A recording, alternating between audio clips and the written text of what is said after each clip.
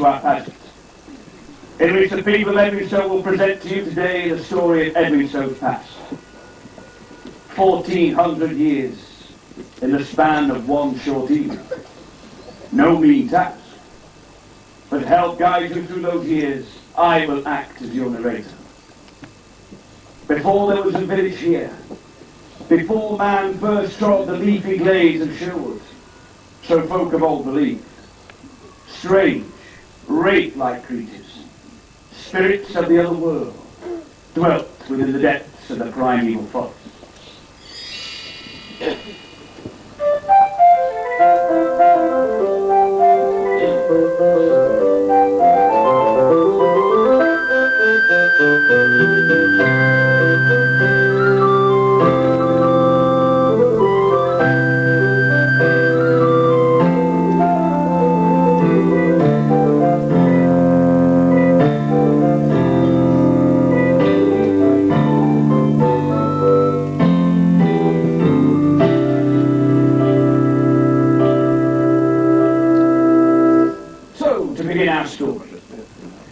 In the aftermath of battle and the death of a king, holy men prepare to lay his bones to rest.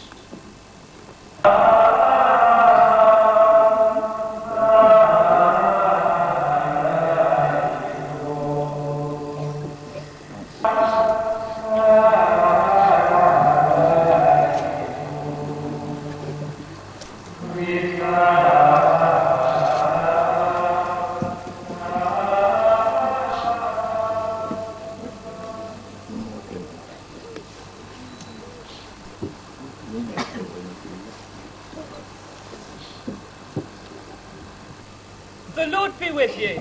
And with you also. These are the bones of the holy King Edwin. We found them in the place which was marked, just as we were told. We have wrapped them carefully in a new woolen cloth. You have done well. The Lord will bless you for your care. Now we can take these holy relics back to York for a holy burial and Christian service. I have with me a priest, Father Cedric, who will keep this site as a holy shrine to the memory of Saint Edwin. He died defending his country from the pagan Penda of Mercia, and now Penda is dead. We have a Christian king again. The Lord be praised. The Lord be praised. Brothers, come.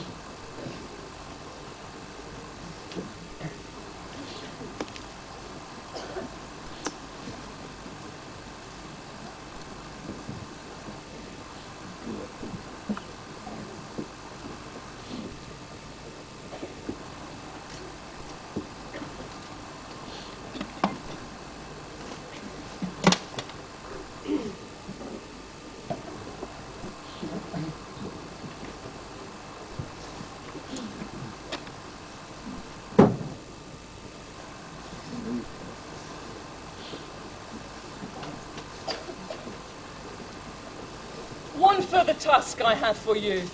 Stay here and help Father Cedric to build a small chapel on this site and clear the grounds for a house and garden. You'll be well paid when you return home. Cedric, you have a holy task and a lonely one, but the Lord will be with you. I am honoured to be put in this place. The Lord Jesus will be my companion, and the angels will protect me. I will pray each day for you on your journey back to York. I will pray also for these good men who will help me build a house of God in this place. Kneel, all of you, and I will bless you for your task. God's own presence with you stay. Jesus, protect you in the fray. Spirit ever with you still. Trinity there, guiding you well. In the power of the Father, the peace of the Son, the prosperity of the Spirit, stay. The three enfold you, now and always. Amen. Amen.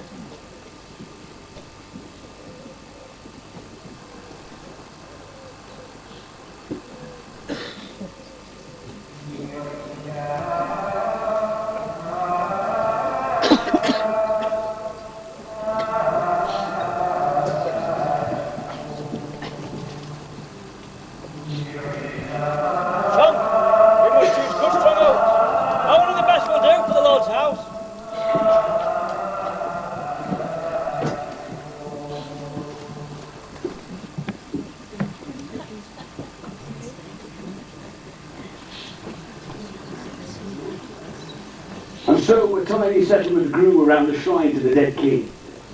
It took its name from him, the place of Edwin, or Edwinstowe as we know it today. 400 or more years have passed and the place remains small and poor. So that when King William's commissioners came to assess the place, for the great survey they said would last until doomsday, it did not detain them for very long.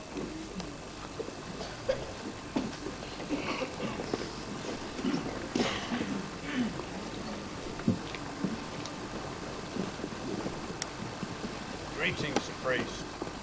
We've been sent by the king to discover how much tax you owe him.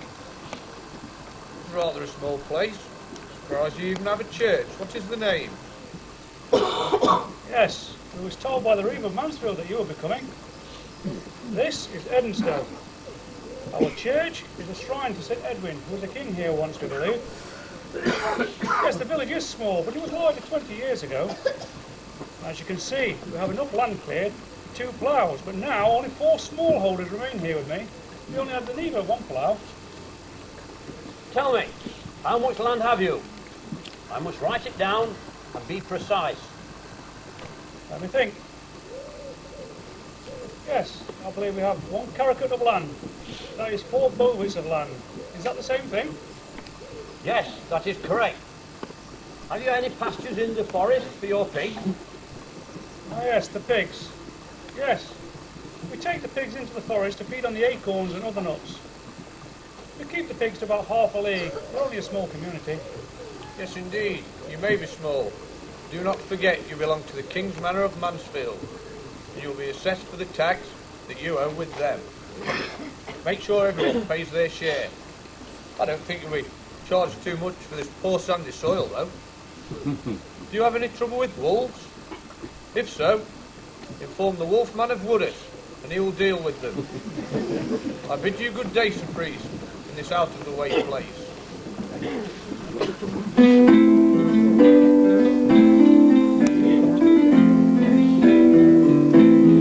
Life was hard in those days, and often short too. Any opportunity to leave the plough or the cooking pot for an hour or two was eagerly taken. The annual fair was just such an occasion. From far and wide, tradesmen and travellers would call in at the forest clearing or onto the village green and set up their stalls. They would cry their wares to the passers-by, or the villagers still at work. As people gathered, contests of skill and strength were held. Children danced, and minstrels and troubadours sang songs and told tales.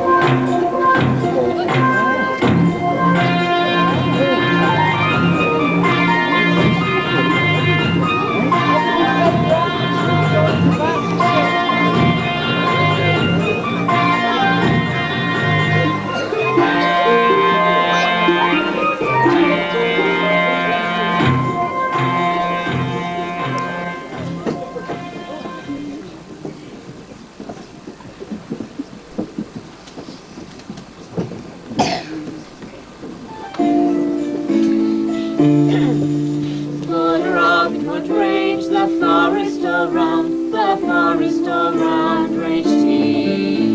And there did he meet with a gay lady, come weeping along the highway.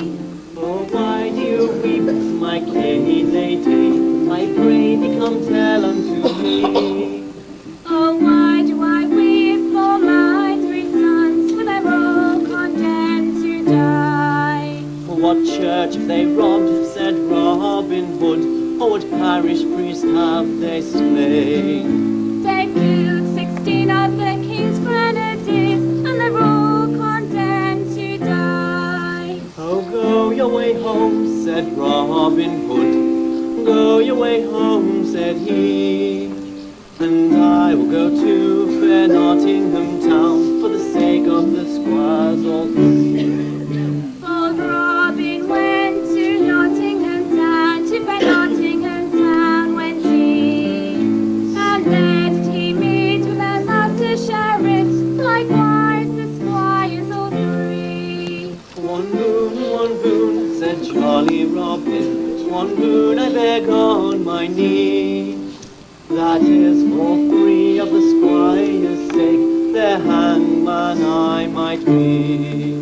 Soon granted, said the master sheriff, soon granted unto thee. Come morning when the squires are hanged, the hangman you shall be.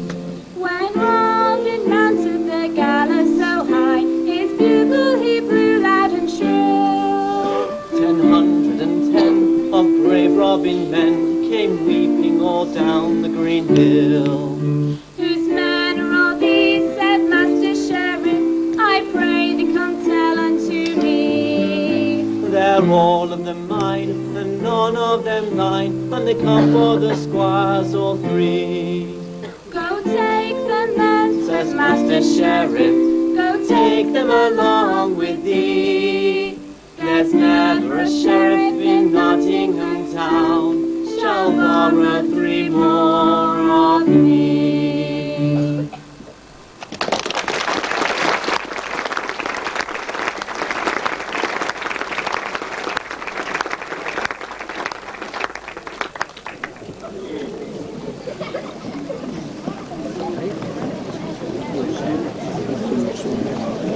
Days each year, toil was forgotten. Fun, games, song, dance and storytelling was enjoyed by everyone, from the very smallest to the old men with tales of their own to tell around the fire. Many of the people who called in to sell or trade or enter the competitions would perhaps have returned to stay longer, perhaps find a job, maybe even marry someone they met at the fair and settle down. From small beginnings, the village slowly grew. A stone church was built to replace the earlier one of timber. While most people lived out their lives in the place of their birth, some men of ambition and ability sought wider fields. One such was Henry de Edwinstowe, a king's clerk with dignity in the church. A man of some wealth, he decided to extendify and beautify the church with home village.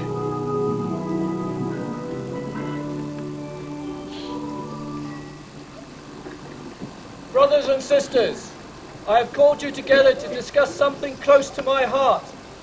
You know how good the king has been to us since I became a king's clerk. Canon of Lincoln, Canon of Landa, Canon of Southall, and you made me Vicar of Warsaw. You've been very generous to us all.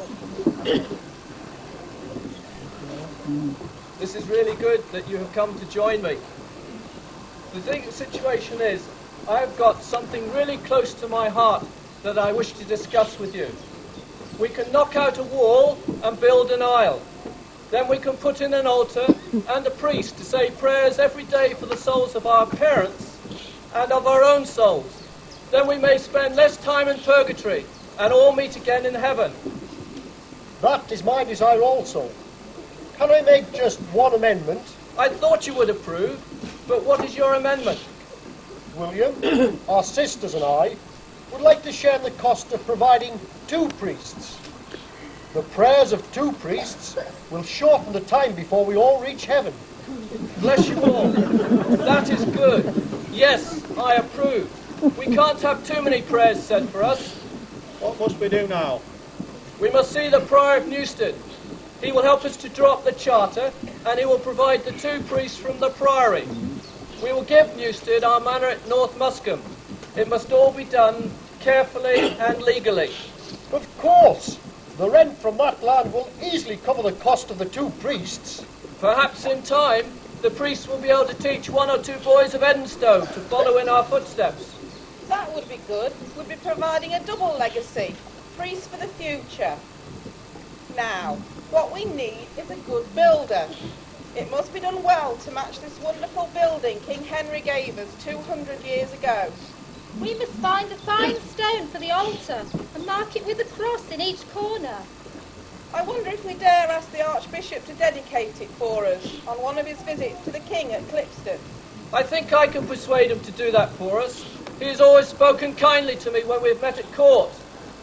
Perhaps our names and the names of our parents, John by the water and Cicely, will live on for the next 200 years or even longer. Who knows? Come, let's go inside.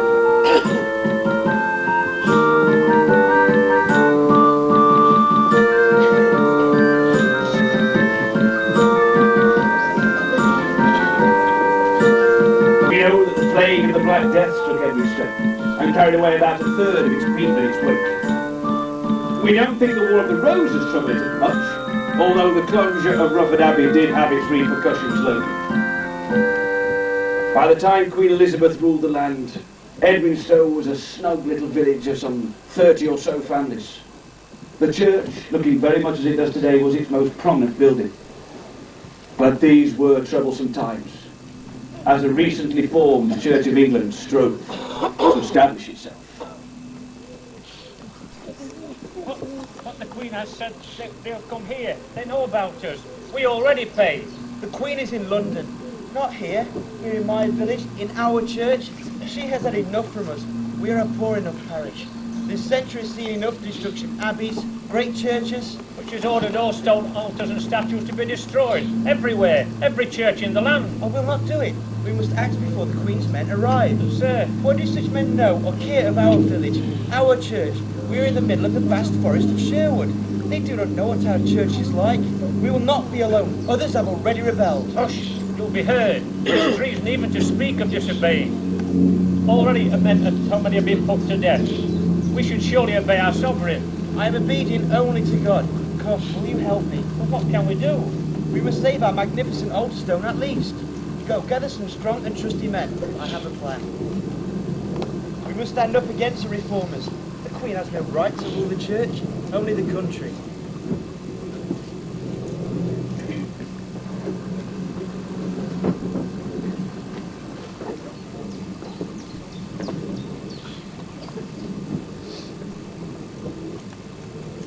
Careful, mind your toes. We don't want the broken doughy guys.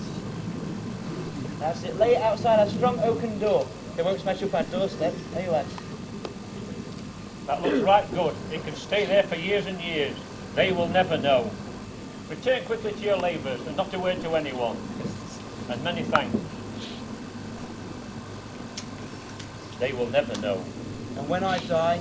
No, oh no, you've got years yet, Reverend. And when I die, good friend, I will be buried underneath. My stone will be left alone and will become my memorial. And in years to come, when England is safe, well, it can then be put to rest. Have my word, sir. We shall ensure that other faithful people will know what you have done. Home now. You must be tired. Got the problem? I think so.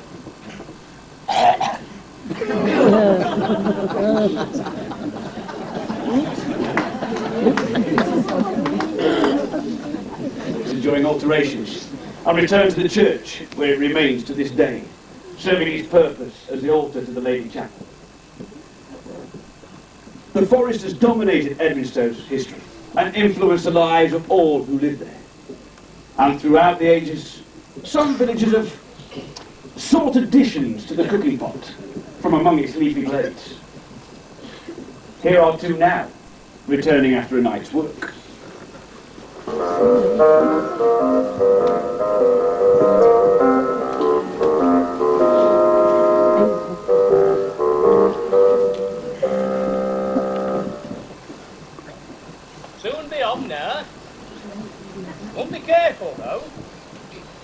Don't want anybody to see us with these here rabbits.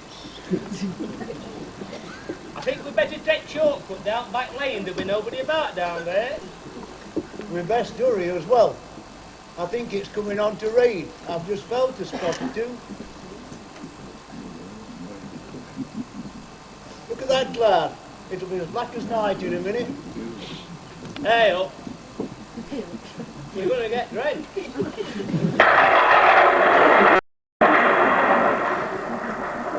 It's coming on faster now.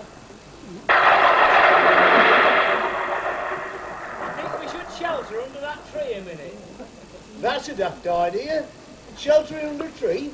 Suppose we get struck by lightning. Look! Lightning! Running right down church spire, look. The spire is crumbling, it's falling. Old stones are going through church roof. It'll be ruined. There'll be no service on Sunday, that's for sure. Anyway, let's get off home before a crowd gathers. I think the rain's eased up a bit now. Come on then.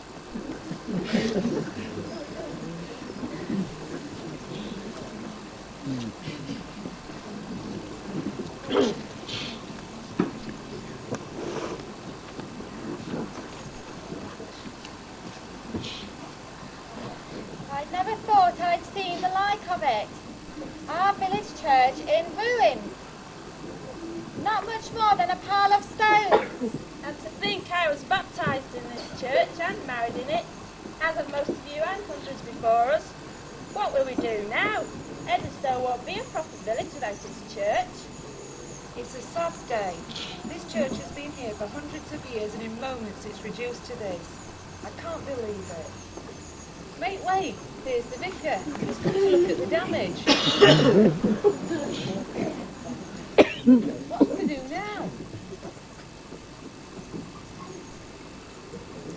Good morning, my friends. It is a sad sight that we see our beautiful church now a ruin. But let us look on the bright side. This spire may have fallen, but most of the tower is still intact. The roof may have fallen in, but many of the walls are still standing. Our forefathers built this church, and we can do the same. Let us clear away the rubble and see what task lies before us. For one thing is certain, my friends, and let this be our challenge. Our church must be rebuilt. Yeah, aye. Must be rebuilt. Aye, so let's set about it then. It's no good standing about looking at it. Let's make a start. We'll need some barrows to begin with to move the fallen stones, and then, when it ties the place up, we'll see exactly what has to be done. Yep. Yes, the people of Edwinstowe worked with a will, and they were very generous too. When money was needed for materials, or to pay stonemasons and other craftsmen, they gave it. Soon, perhaps a little too soon, our church was repaired. Perhaps we'd cut a few too many corners.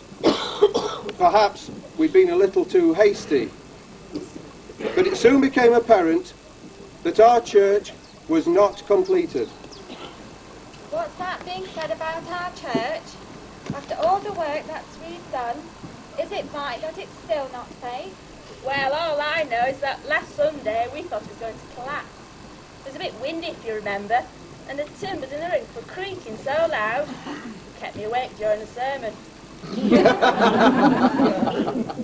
the walls, there are cracks in them, some big enough to put your hand in.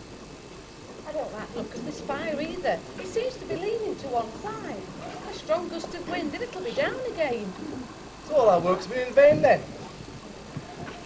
Hey, who's that talking to the vicar? He's not an Edwinstowe man. I've never seen him before.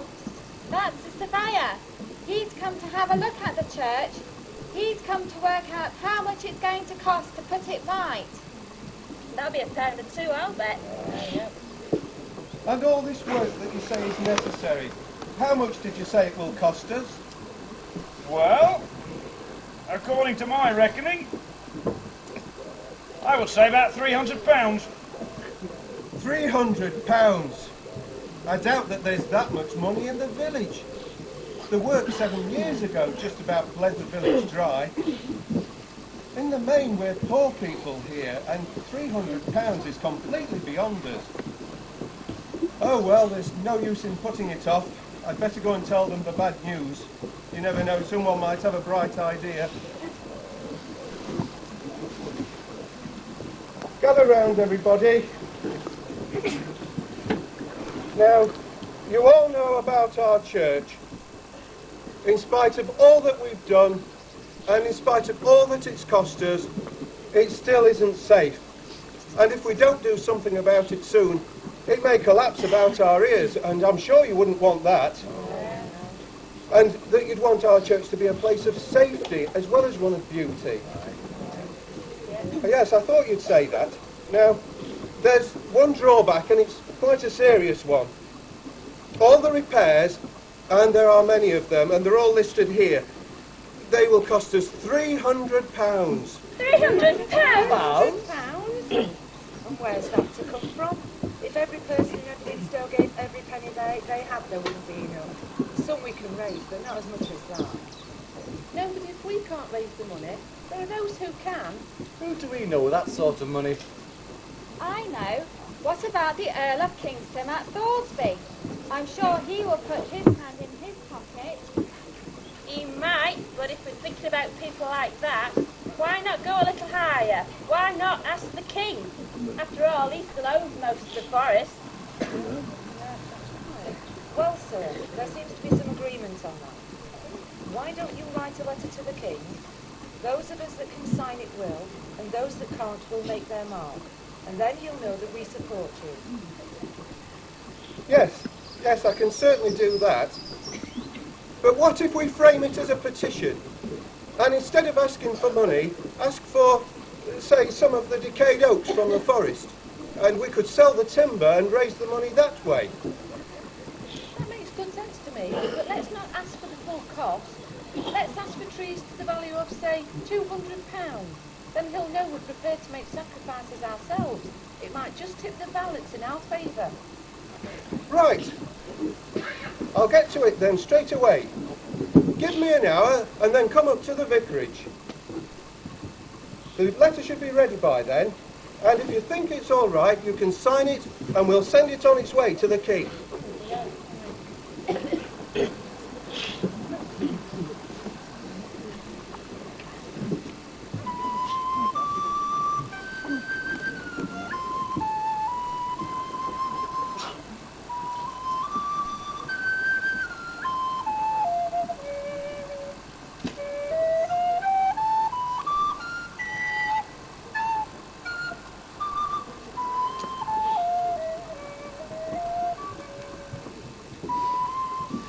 The answer to our petition.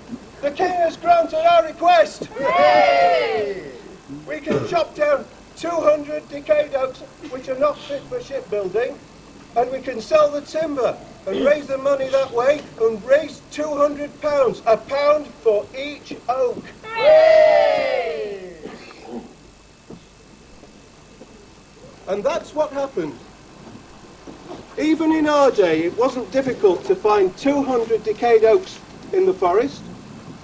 The timber was sold, much of it to local iron founders, to heat their furnaces. And with the money, we were able to put our church in good repair, so it's as you see it today. The focal point of our village, noble in appearance, the stronghold of our faith.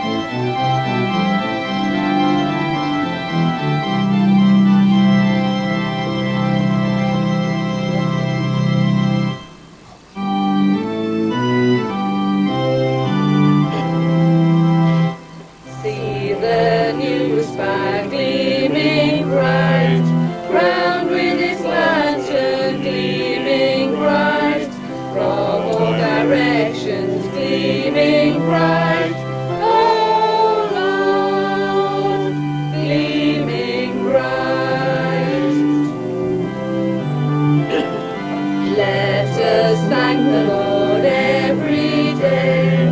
Let us praise the Lord every day. Let us serve the Lord every day. Oh Lord, every day. Works completed, all is done. Walls rebuilded, all is done. Roofs retimbered, all is done. Oh Lord, all is done.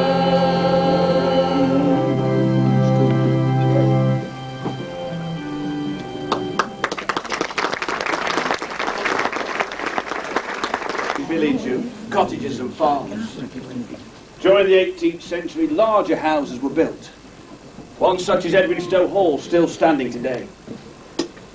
For a while, this was the home of Richard Lumley, nephew to Sir George Savile of Rufford Abbey. Here, some of the maids are waiting to welcome him home as he returns with his bride after his wedding.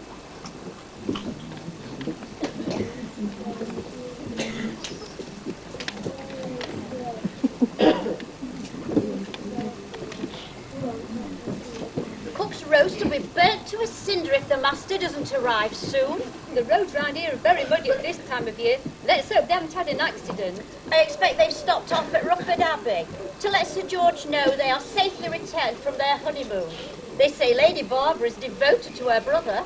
I'm sure his lordship would be glad of their company.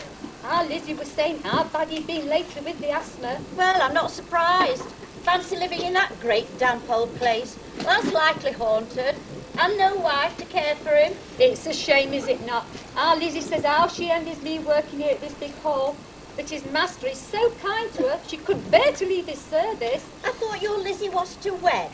Was she not sweet on that clever young man who was working here on the ceiling in the salon? Oh, Bob forbade that match. He says no daughter of his is going to marry an artisan. She's not going to land up like Margaret Wenham did. Ooh, I haven't heard what happened to her. Was it dreadful? Oh, she eloped with Abe Larkley, her sweetheart. Oh. They say her father was in a terrible state, calling her his ungrateful child and threatening to cut her off from her inheritance. Well, if that was true, then indeed it was an unlucky match. Oh, Sally Pitt, they come now. Oh, Laura's my cap on straight, Mary.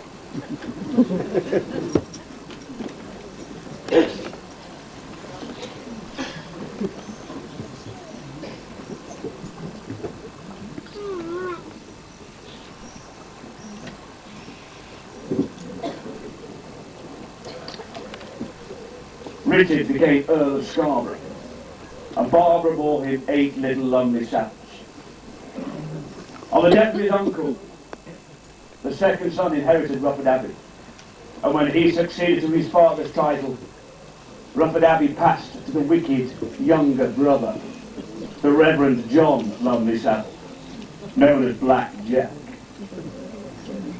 These changing times saw fields enclosed, great estates grow richer, and humbler timber-framed cottages rebuilt in brick. Gentry moved into grand new houses, which were built just outside the village.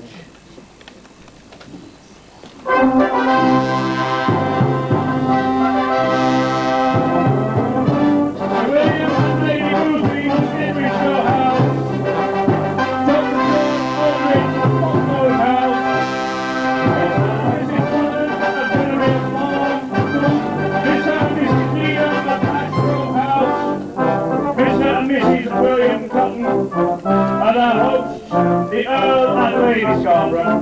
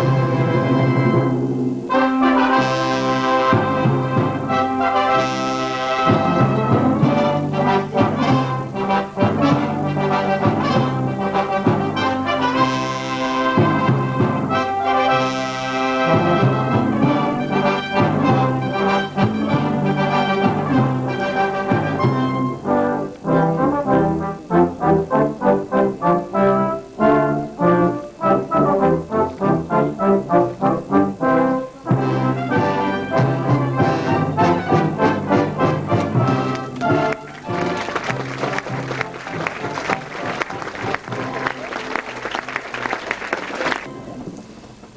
the early years of the 19th century, a mood of self-help grew strength in the village. Evening classes were held, a library was formed, and a lodge of the Oddfellows Friendly Society was formed. At the same time, fun was never forgotten, and the annual feast was an occasion for general merrymaking, while the Sherwood gatherings were a celebration of all who had added lustre to the forest through art and literature. Listen as plans are made for such special events. Christopher Thompson, Reuben Truman and Spencer D. Hall are returning from a forest ramble. Mr. Hall is a little apart as he pauses to gaze at a flower or touch a tree or look upward. He's a guest of the other two who wait for him while he does this. It is the summer of 1841.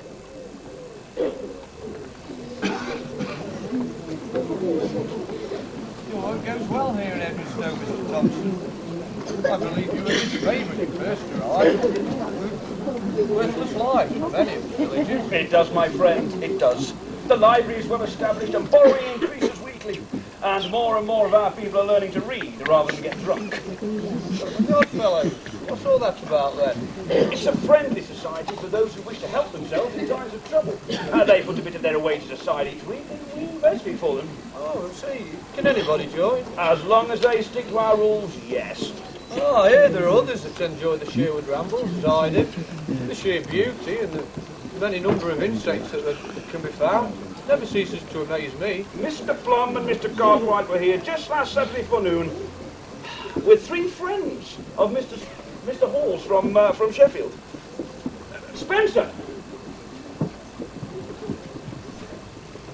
Yes, Christopher. Your friends from the Sheffield Oddfellows enjoyed their visit? Indeed, indeed. Like myself, they found the tranquillity and peace of the forest glades an inspiration for their artistic spirits.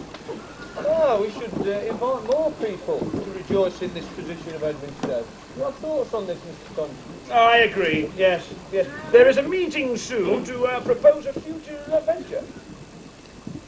I love this place, the woods, the creatures, the sunny glades, the bird-filled canopy. Sirs, I should dearly love a piece of old Sherwood to keep. Know you of a craftsman who will fashion me a stout stick from a fallen oak of this wood? I know of just such a craftsman who works hereabout. His name is Richard Toddsbury. He can fashion anything from wood. An oaken staff. A piece of Sherwood to touch when I'm far away. About time we brought things back as they were. Let's make this year's village feast one to remember. That's it, Amos! Aye! Let's have a donkey race. My dad says wants to race from the fairground to the Great Oak along Sandy Lane. What about jumping in sack? The buttered pole to climb. Concert, maybe. Stalls and things for folk to enjoy. Dancing! And lots of merriment. Aye, all that and more.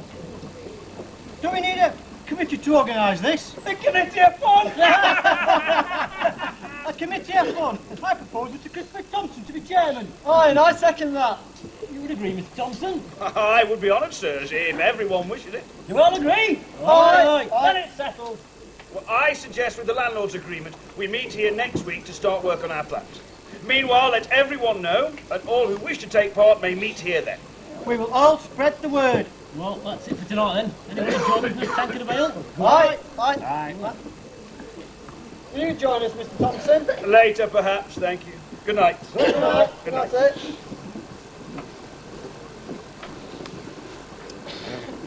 One evening during the feast, we'll invite all our friends, writers, poets, artists, and all men of learning to come and help us celebrate the renown and beauty of our locality. I'll go and visit Truman. He'll want to be involved. And I'll call in on Toddsbury, see if he can have that stick ready to present to Mr. Hall at this very special event. Oh, what wonder this is going to be.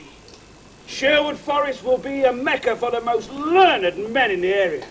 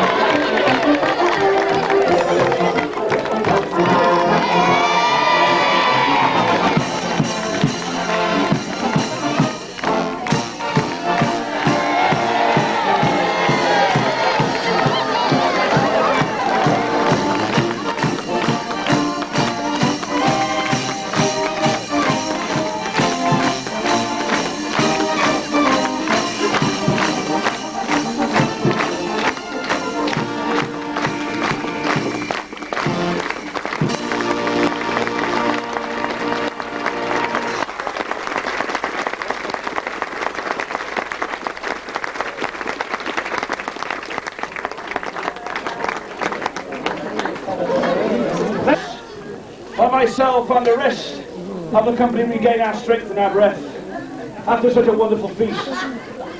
Refreshments may be partaken and purchased from any of our stalls here. Worry ye not, the proper food is on its way. Unfortunately, we do have a slight technical problem with the toilets, ladies and gentlemen, in the lack of them. There are ladies and gents toilets at the back of the main grandstand. The craft centre is also open for use, and for the more agile and fit of you, the visitor centre is also open for use. For those of you who are unaware where the visitor centre is, it is approximately 75 miles that way, and maps are available.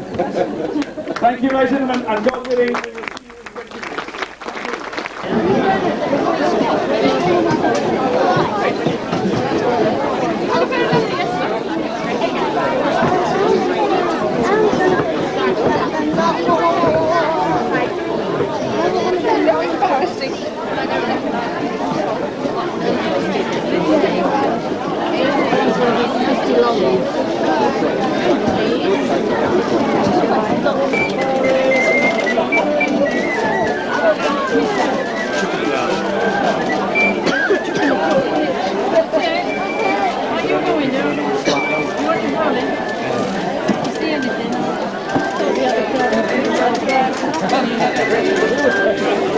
we will in 3 minutes. This evening's performance will continue in 3 minutes. Thank you.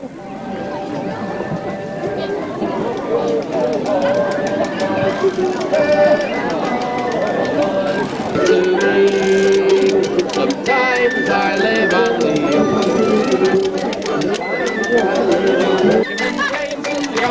they came to steal the dance and dance. Dance, dance, wherever you may be.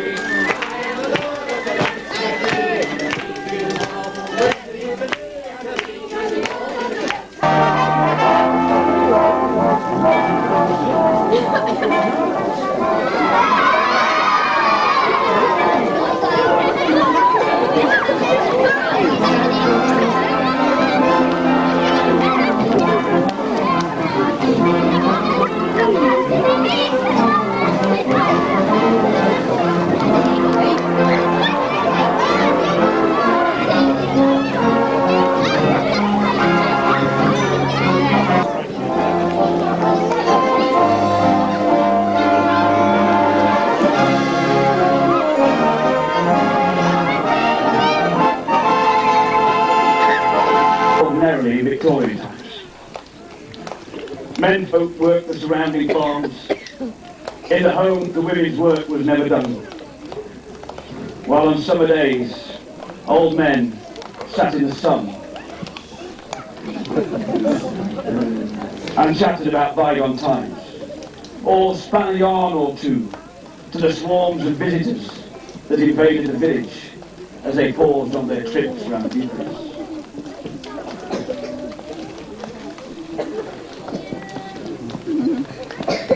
That ain't likely. What's all the rush? School? There is no school. School's been shut for years. There's no school gaffer since the last one died.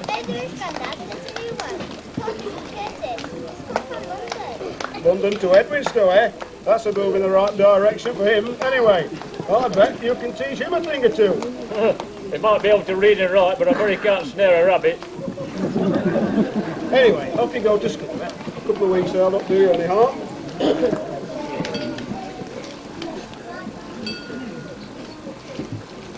Right, line up now. Boys here, girls here.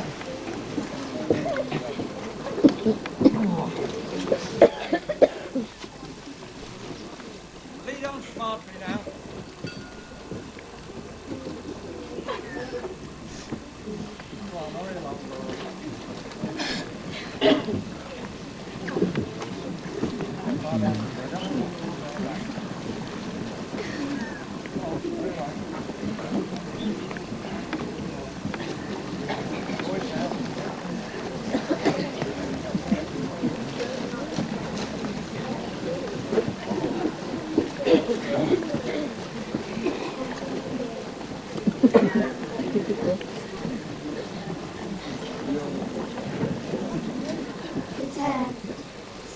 Did you ever go to school then? No, I never had time for school. I was up at 6 tenting birds. Then I went to work in Mr. Pinder's fireworks factory. Then it was back to farm work. No, I was never at school. Well, I know you can read and write. No, I didn't learn that at school. Oh, where did you learn it then? I went to them there night classes. Don't you remember? Christopher Thompson started them. He lived in the Cloudfight River. Oh, we were all right with Christopher Thompson. He not only started night classes, but he started library, and reading room, and friendly society. He was a great man, all right. Great man? There've been no great men in Edwinstowe. That's all you know. We've had a fair share and no mistake. Hang on a minute, the children are going to sing. Let's listen for them.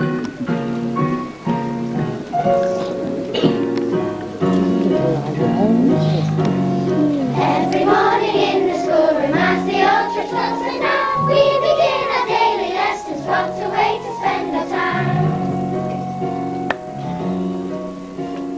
Reading, writing, learning tables, how the hours seem to crawl. Names of rivers, heights of mountains, we have got to learn them all.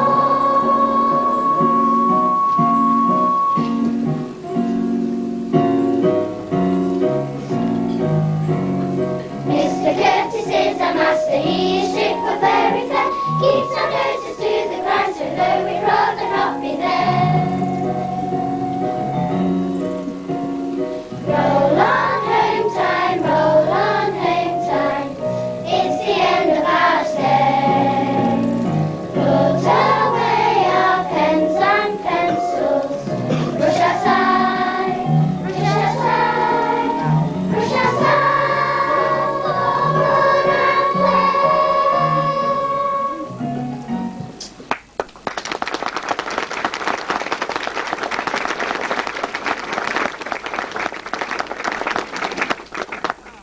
Very nice, wasn't it?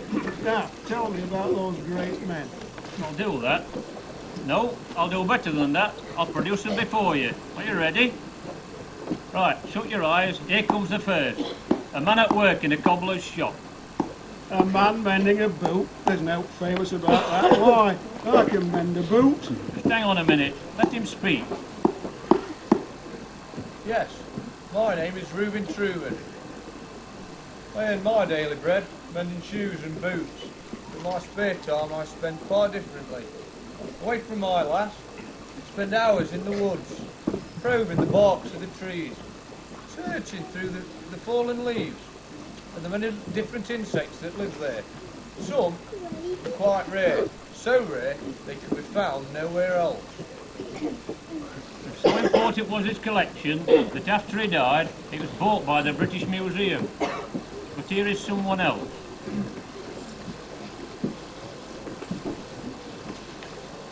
I am Richard Tudgebury, and I'm a wood carver.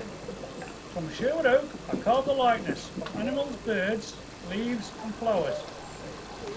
The eagle lectern in the church is an example of my work, and there are others in Rufford Abbey and Thoresby Hall, and indeed smaller pieces in some of the houses of the village.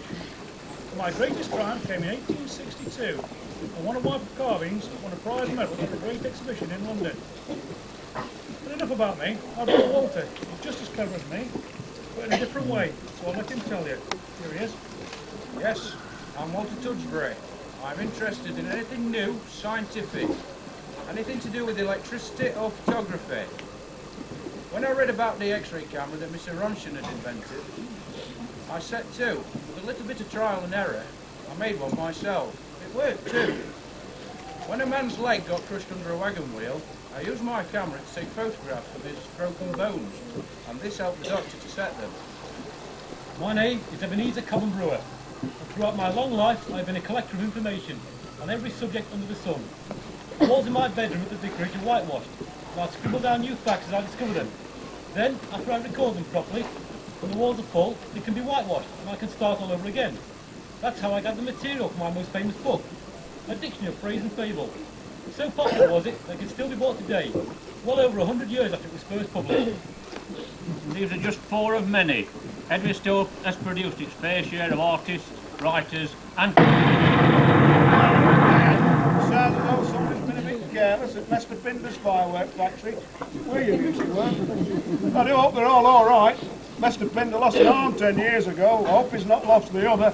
Oh, he'll be all right. You've got to have a bit of luck in a job like that.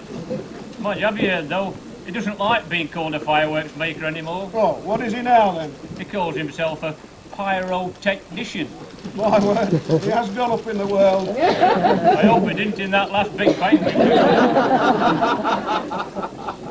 Here come the invaders. Tripping season started. They've been rubbing their hands down in Royal Oak. They are a noisy lot. What is this place then? It's called Edwinstowe. Edwinstowe. Well, I must say, it's a bit better than Bradford. It's beautiful, isn't it? Oh, we've had a lovely journey through Clumber and Thornbeck. And I think we're now going to have a dinner here in Edwinstowe. And then we'll journey through Welbeck to take tea at Worksop. Before we get the train home. Oh, I say, 24 miles and not a factory chimney in sight. Yes. Yeah. Look at that church. Doesn't it stand well? And that building over there, I think it must be the school. Stop! I can't hear you. What's all that noise outside? Oh, it's the visitors. Edwinstowe is becoming more and more like a holiday resort. Though Edwinstowe continued to attract visitors in their hundreds. Some were sightseers, others cyclists or ramblers. Some came on family picnics, while others came to play football or cricket against the village teams. In summer especially, Edwinstowe was thronged with tourists from near and far. This continued until the summer of 1914.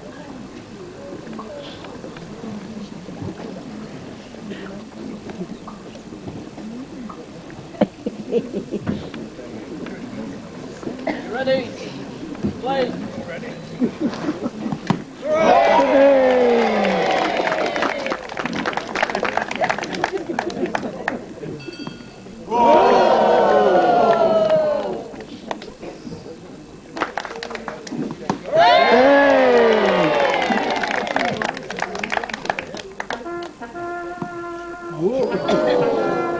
H.W. Alcock, C.J. Belfield, C. Bentley, Private E. Bentley, C.W. Branford, N.H. Bowyer, J.W. Creamer, C.W. Coop, H. Deakin, E.R. Dorsey, W.C. Dumbarton, E. Estrock, S. Harrison, A.C. Jackson, W.H. Little, A. Pinder, S. R. Pinder, H. Rabbit, F. Rabbit, E. Rabbit, W. Rabbit, B. Rogers, S. Rogers, J. C. Roberts, S. C. Steeples, C. Wardale, W. Wilkinson, F. Parsons, F. C. Thompson.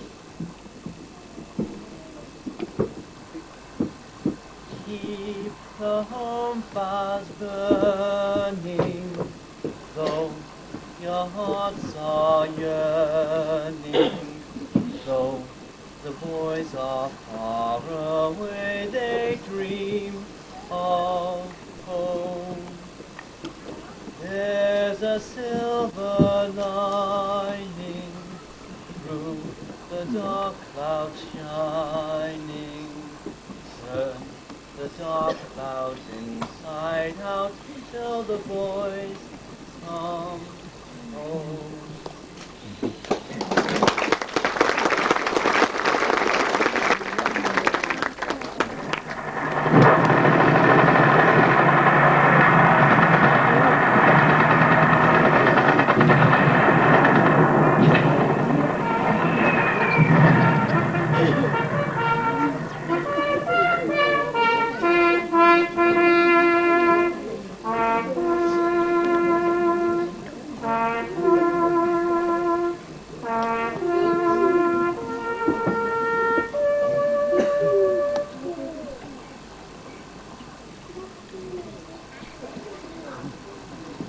When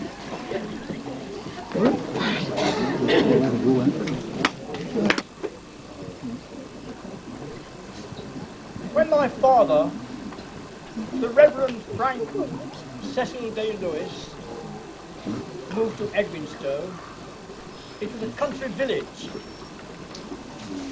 Before he died, it had become a mining town. We lived on coal. Seams of it lay beneath our feet. Rich seams which had hardly yet been tapped. For the North Notts coalfield was the youngest in the country. When we first went there, the eager miners cycling to their work, their snapskins bumping at their sides, were outnumbered by the farm labourers whom they met in the village street, exchanging a curt, Midlands, hello. Well, I need some stronger boots than them. Well, my clubs are in my bag with my box, master. You know what? My sandwiches in, see? Snapped in. Where's your water bottle? In the coat pocket. Got to see that over your shoulder on a piece of rope. I've got the bottle in my hand. I can reach it in a second. And I mustn't forget my bait box. Our last pack's a tasty bit of bait. Ham and peas pudding. Oh, well, I'm content with jam sandwiches for my piece. I'll be carrying my bottle on my back. It's out of the way while I'm working. Mrs. packs me jackets in my tommy tin. Couple of homemade Eccles cakes and apples. I like Laurie's trousers. 3/4. Aye, we all wore them back in Durham. We had to work on our knees. We won't need them down here. We're working in 6-foot seams. Our lads only wear knickers. We're all going to walk to the forest tonight. Are you coming? With the missus and kids? Aye. You're all welcome. Any time after 5 o'clock. Here comes the bond. Lads round here, they call it the chair.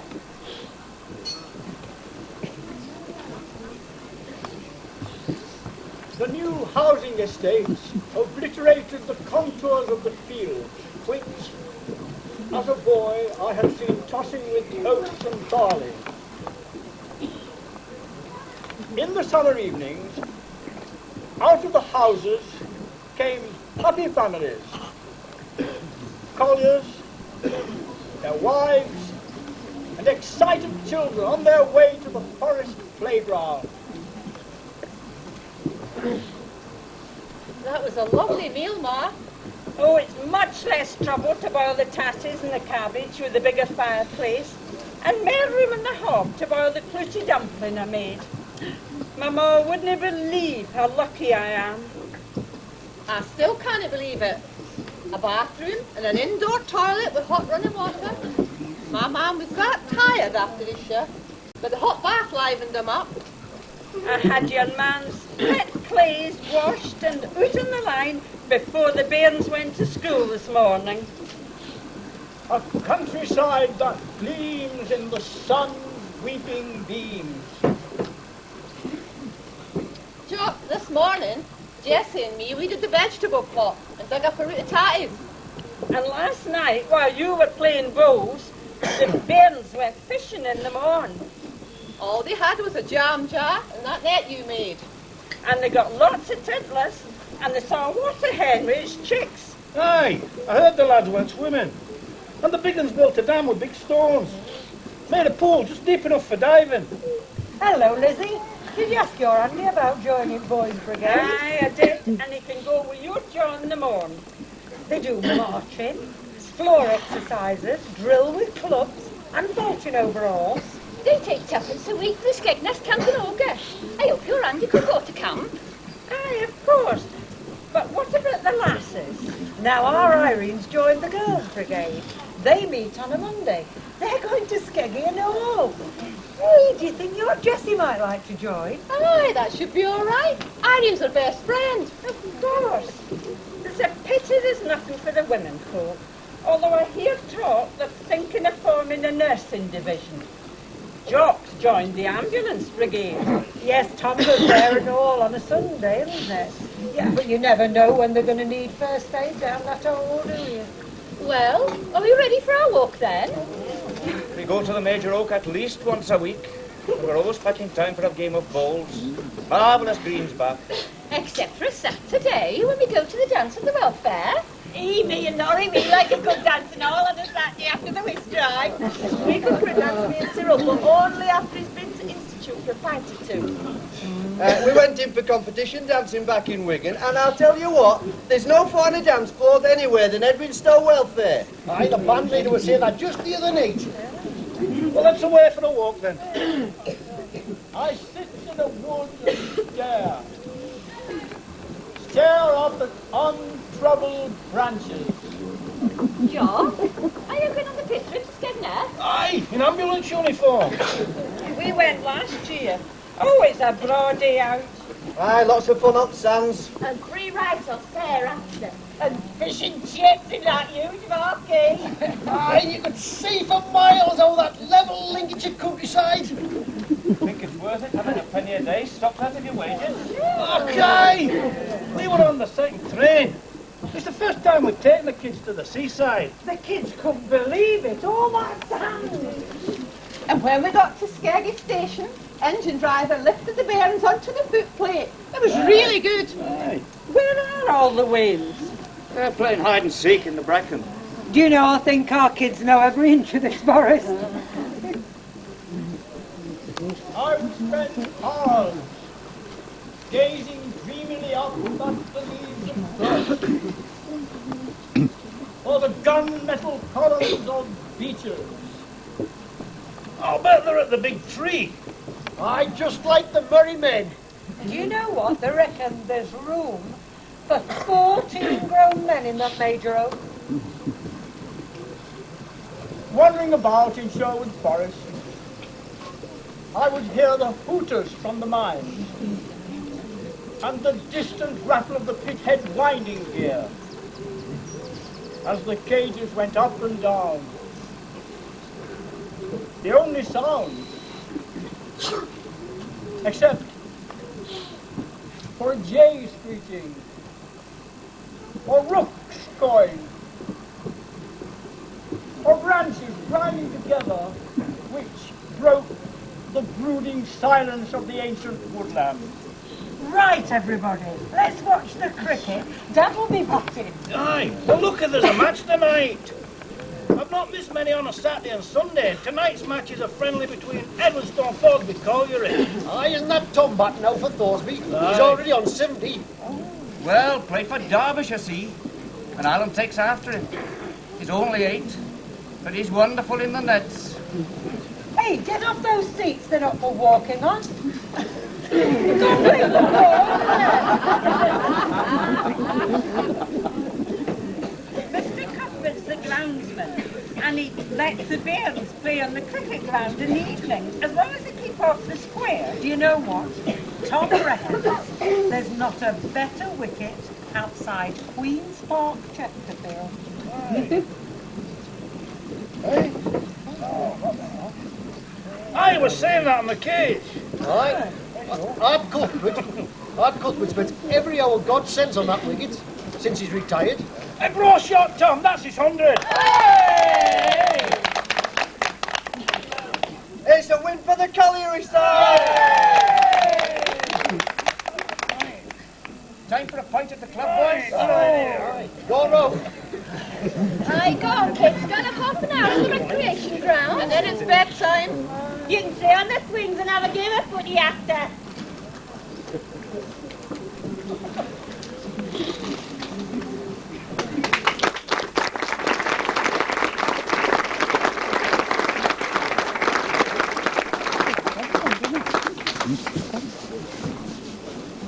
Will it be so again that the brave, the gifted are lost from view?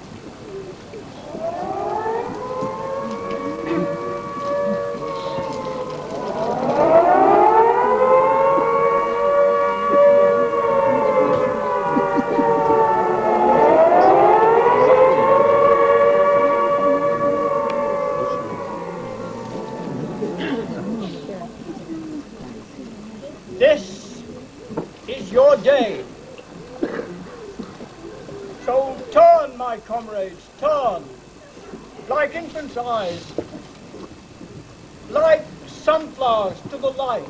I am speaking to you from the cabinet room at 10 Downing Street. This morning, the British ambassador in Berlin handed the German government a final note stating that unless we heard from them by 11 o'clock, that they were prepared at once to withdraw their troops from Poland, a state of war would exist between us. I have to tell you now that no such undertaking has been received, and that consequently this country is at war with Germany.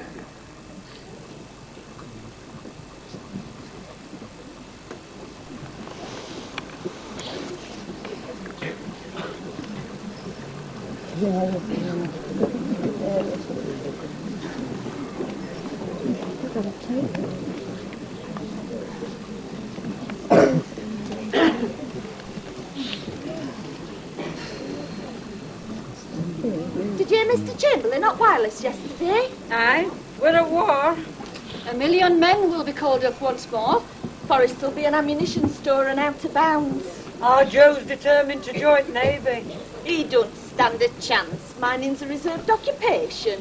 Charlie, the butcher's lad's ready to go. And so's Albert, the welfare caretaker. And the farmer's son. And I'm telling you, our Joe won't be put off.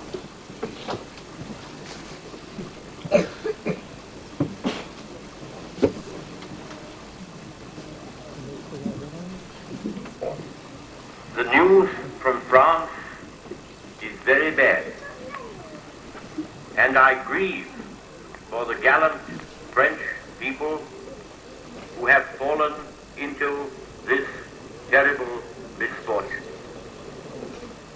Nothing will alter our feelings towards them or our faith that the genius of France will rise again.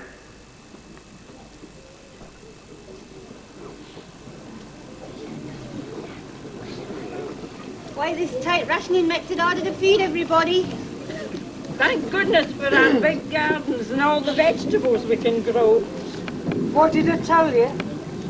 Our Joe got his own way. He went this morning. Oh, Mary. Aye, manager must have seen his mind was made up.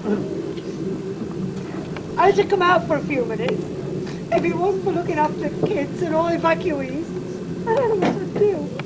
Aye, those city kids don't half keep us busy. Better for 'em than back in Sheffield. We were up half at night at air raid shelter. Tom had map out. He's sure it was Sheffield that were bombed last night. Guy was lit up all night with explosions. Well, I've got 2 kids of my own, see, but there's plenty of more room in our new colliery house.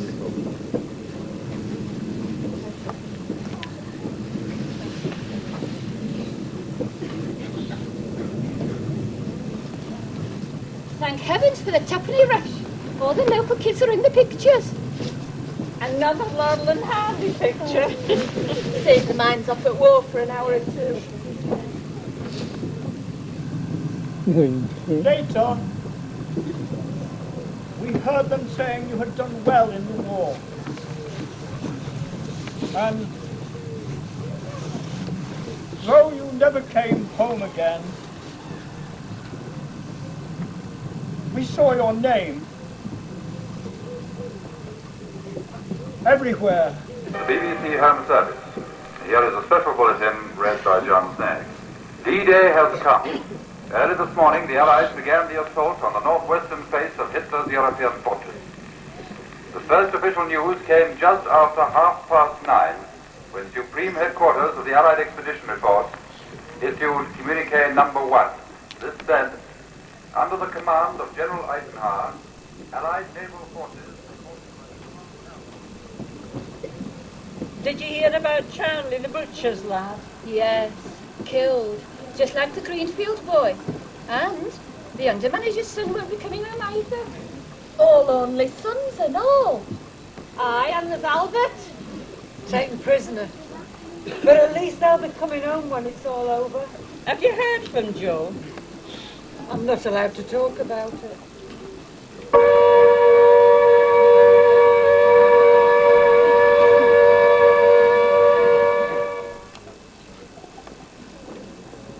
In 1939, once again, the men and boys of Edwinstowe set out to defend their country.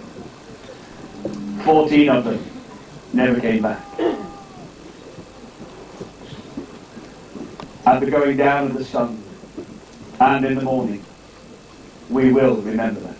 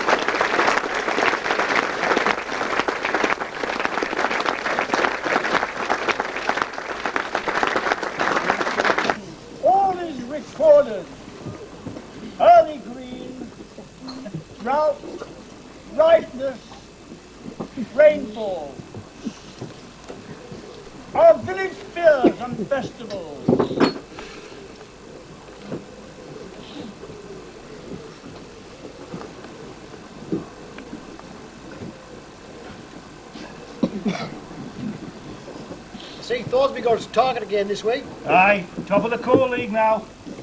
Hard work, though. Still, it takes your mind off it. I see the displaced persons are still in the old army camp. Aye, one's just got engaged, throwing neighbours, lass. I hear some are happy to stay here. Cracking shot, Tom. Aye. Did you hear about the kids pinching the ammunition off the forest? Aye. To make fireworks? I heard all right. We had the bobby round our house. See if the lads had got any. Oh, well done, Tom. Another 100. Well, that's the end of the innings. Coal dominated life in Edwinstowe well into the second half of the 20th century. Sports, social and recreational activities all centred around the colliery. Even now, when coal production is so drastically reduced, Thorsby remains one of the most efficient and productive pits in the country. Thorsby Colliery Band, playing here for you today, was formed in 1948 and rapidly rose to one of the best in the country, indeed the world. They have appeared regularly on television and radio and are still competing to this day at the very highest level. However, there is yet another reason for Edwinstowe's national and worldwide fame. Right, Everybody up the stairs, down the stairs. You get off my stairs. Word beat won't keep me quiet. Shut up. Stand on. Loving being seen bouncing.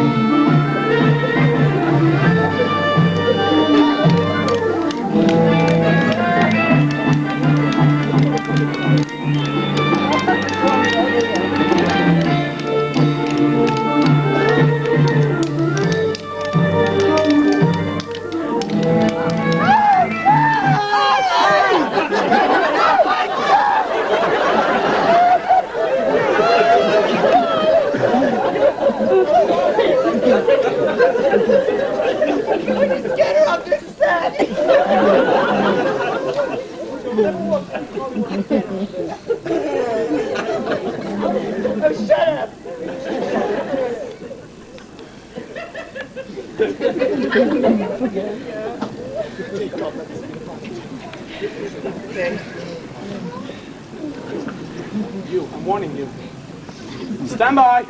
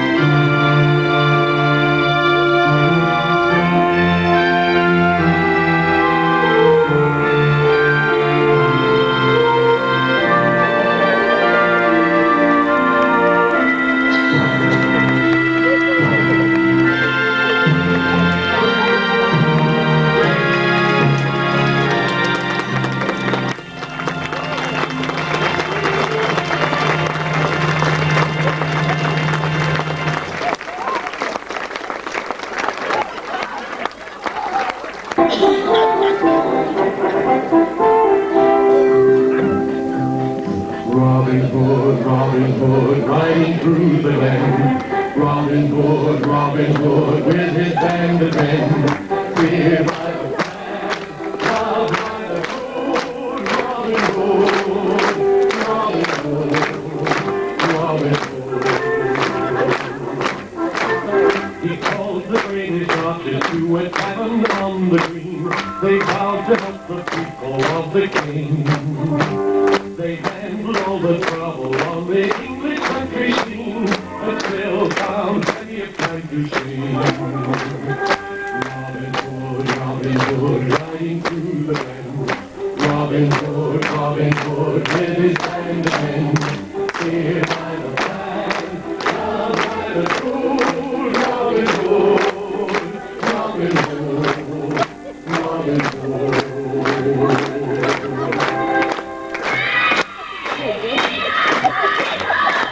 Well, children, would you all like to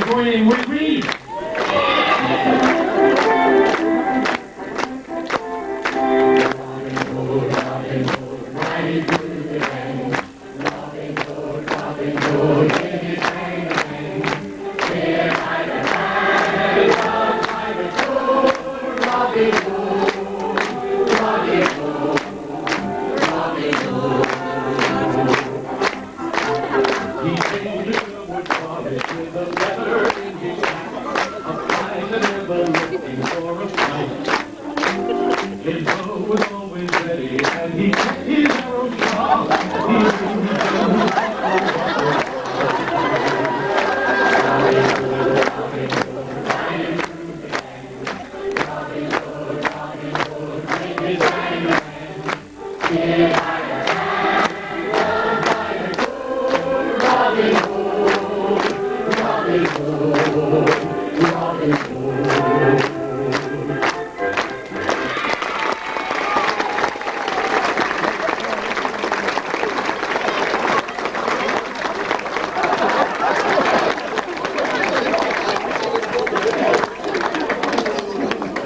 Medieval outlaw, Edwinstowe soon gained worldwide recognition.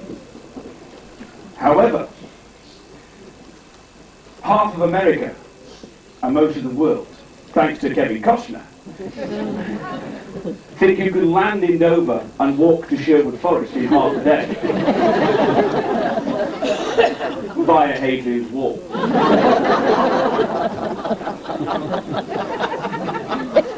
Robin Hood's notoriety certainly contributed to the massive increase in tourism during the 60s and 70s. Unfortunately, not all our visitors looked after the forest in the same way as the people of Edwinstowe.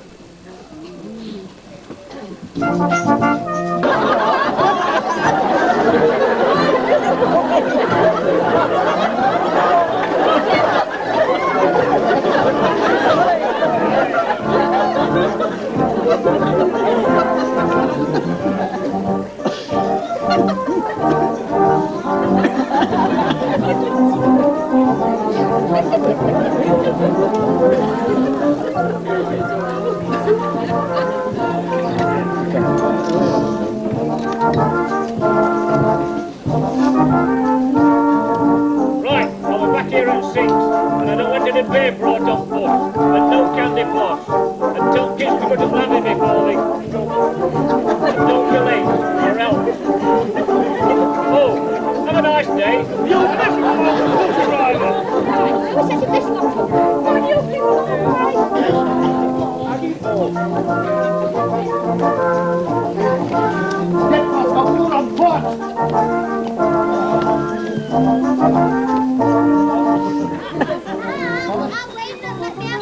Where's the road cut up to go? Jen! I think you can find me a route to that yellow plant that our priest is throwing the boot.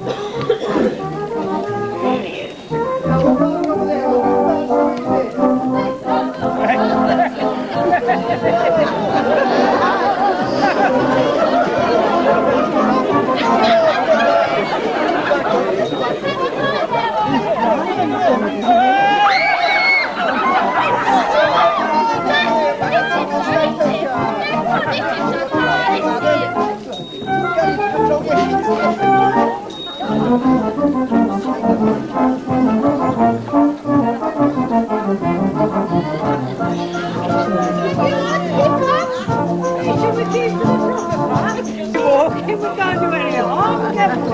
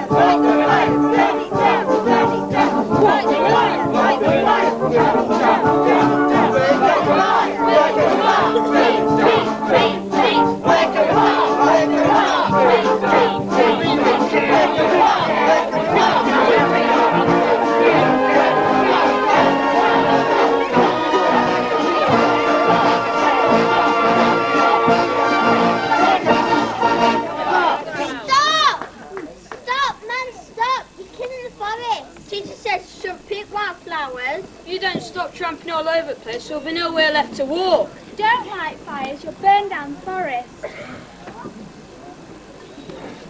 Obviously nowadays, most of our visitors are sensible and care for the environment. We have come a very long way in the past few years. But do people really realise just how special Sherwood Forest is? Sherwood Forest Country Park is a site of special scientific interest.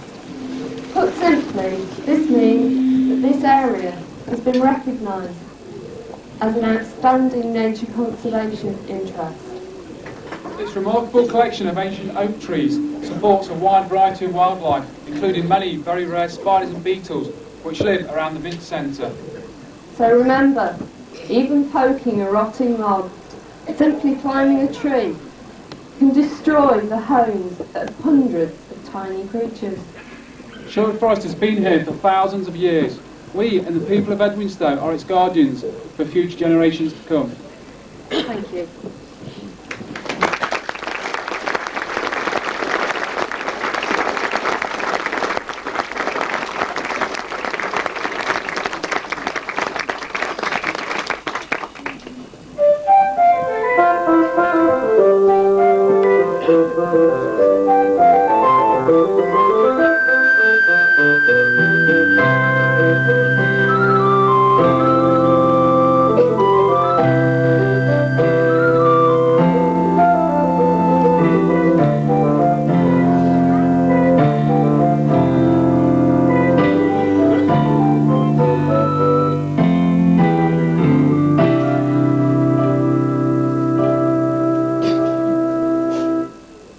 And so our pageant is ended.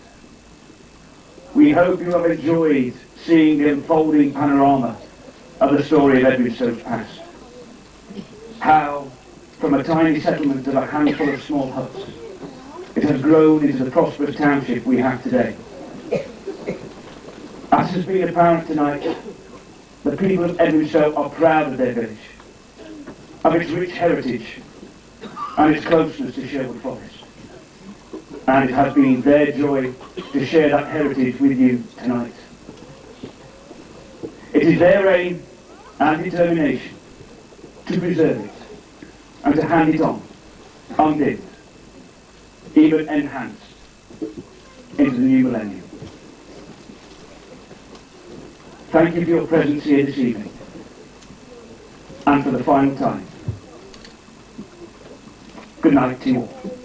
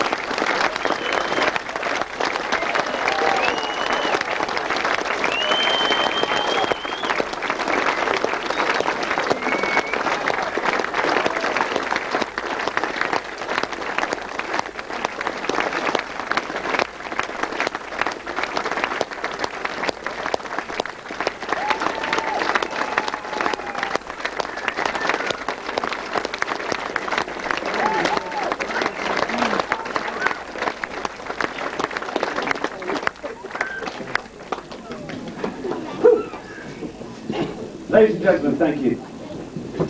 What a week. These are a few of the lines that I haven't got around to learning yet. There's just, before I introduce a very special person to you onto the stage, or arena, as we like to call it, there's just one or two personal thank yous I would like to make. First of all, I'd like to say a huge thank you to Jeremy, Jim and David, our sound and light engineers, who have kept us illuminated and kept us audible throughout the week. So thank you, guys.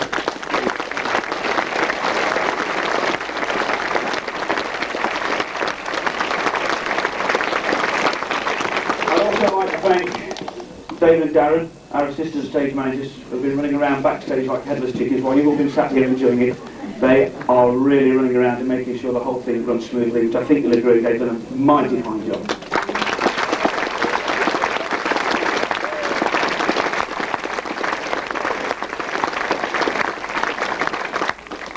I'd just like to finish by saying, I'm sure this is going to be echoed several times this evening, but I've been involved in the theatre with the acting side of it for well over 25 years. I know I only look 16, but I don't feel that at the moment. For over 25 years, and I will say hand on heart that this is one of the finest productions that has been my privilege and honour to take part in. And that would not have been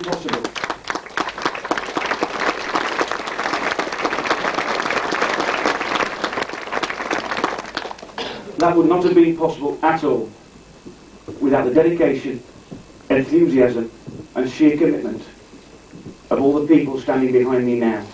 And I personally would like to applaud all.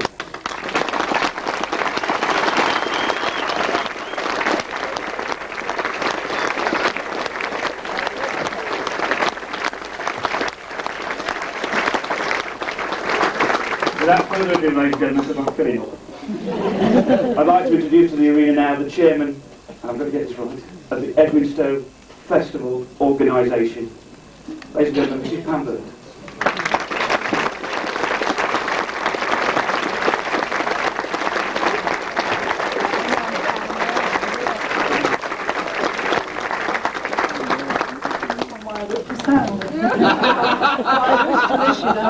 Not quite used to this.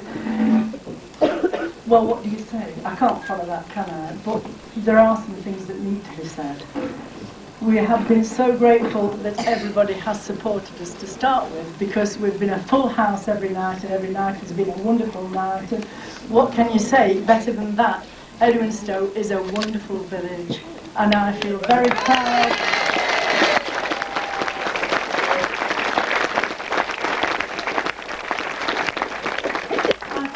Proud and privileged that I was born here, and that my dad was one of those who came to the pits before I was born in the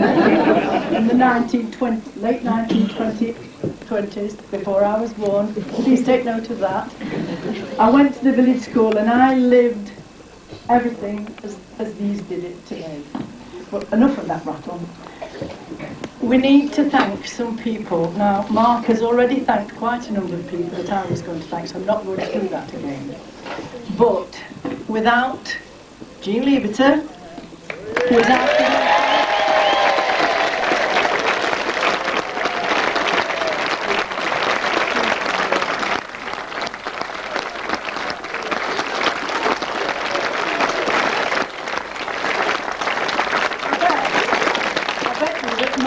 not even seen Jean Lieberter, because she's been sneaking around the back out of everybody's way. But believe me, you won't be doing what we're doing today without them. Jean, thanks very much, Jean. Please accept these flowers. A very, very small post.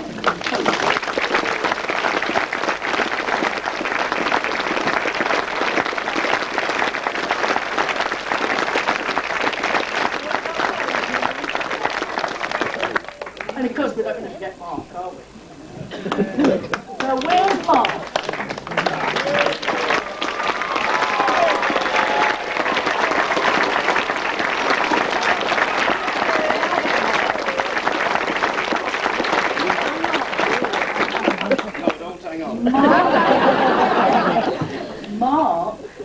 remembers me from when I was at school, but I was an older lady and he was a pupil. I used to run down the school field taking the envelopes for you. That's right. But, hang on, Mark. Here is one of your teachers. Where? There you are. Wave to me. I can't take a big spot. Come on, wave, wave, wave.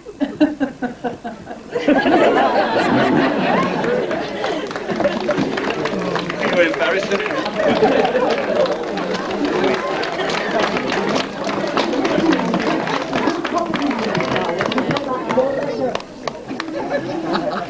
You're wide up Right the then. sound. Come on, Mark.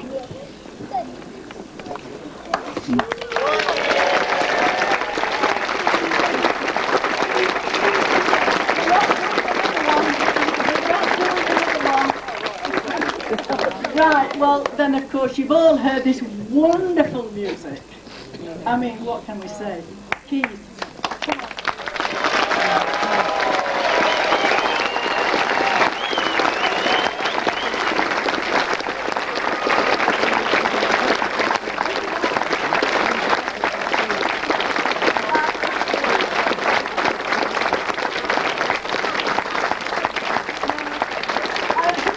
I'm so sorry, it does go on, it's last night, it does go on. Over 2 years ago, Shirley, my bud, and I came up here, it was a completely empty field. I think some cricketers were knocking the ball about up there, weren't they? And Shirley and I stood here, just where you lot are now, and we decided, we got very excited, we thought we'd have a pageant. And I said, oh, Shirley, you know Shirley, she gets really excited, and I said, Shirl, we haven't got any money yet. So we went back, and we applied for this money, and we got it, and here we are. So it's been a dream for Shirley and mine for a long time, and I'm not ashamed to tell you, on Thursday night we stood in tears at the back, didn't we, Shirley?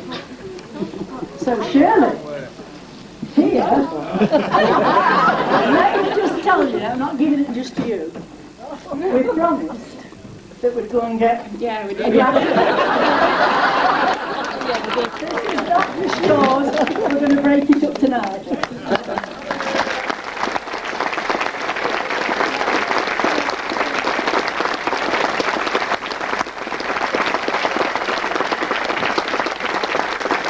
Ladies and gentlemen, I've been asked by Edwinstowe Festival Committee Limited to again mention these two ladies. We'd like to give them some flowers, and we'd like 3 cheers for Pam and for Shirley. Are you ready?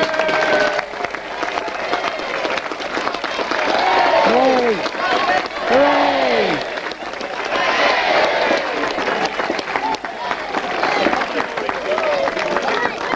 I'll just say one thing, we're not doing it again. No. Can I just say something, please? I've been involved with these people over the last couple of months. I've enjoyed every minute of it, even though sometimes I felt it was a little bit getting me down, but they all were so supportive, and to work with Jean and Mark and Keith's been a real pleasure. And we've got a lot of talent in our village, and I'm sure we've seen it here tonight, and thank you all for coming. Thank you.